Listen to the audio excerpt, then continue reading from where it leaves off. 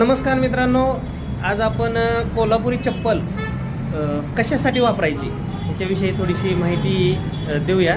तर कोल्हापुरी चप्पलपासून फायदा काय आहे?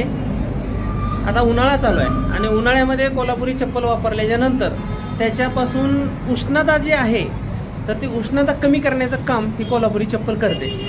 जसं की पायाला आपल्या घाम येतो कंटिन्यू, घाम आल्याच्या नंतर जे नॉर्मल चप्पल आहे प्लॅस्टिक वगैरे त्यातनं खूप त्रास होतो, पाय सटकतात, पायाला एकदम घाम जास्त आल्याच्या नंतर चकचक एकदम वेगळंच होतं ते वाटतं ते।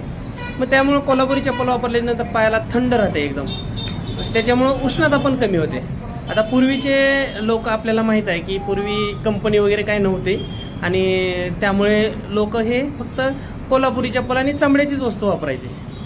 तर त्यावेळेस त्यांना कधीही डोळ्याला त्रास झाला नाही किंवा चष्मा वगैरे लागला नाही। तर त्याचं कारण फक्त काय आहे तर चमड्याची चप्पल वापरली त्यांनी, म्हणून त्यांना कधीही डोळ्याला त्रास, चष्मा लागला नाही, उष्णता कमी करतं। तर हे बरेचसे फायदे असे कोल्हापुरी चप्पलचे आहेत। आपण आणखीन पुढं जरा आपण थोडं सांगूया, कारण एका व्हिडिओमध्ये हे बसत नाही। तर त्याच्यामुळं उष्णता कमी करण्यासाठी कोल्हापुरी चप्पल वापरलीच पाहिजे। तर उन्हामध्ये तर वापराच, उन्हाळ्यामध्ये कोल्हापुरी चप्पल वापरा असं आमचं वैयक्तिक मत आहे। धन्यवाद।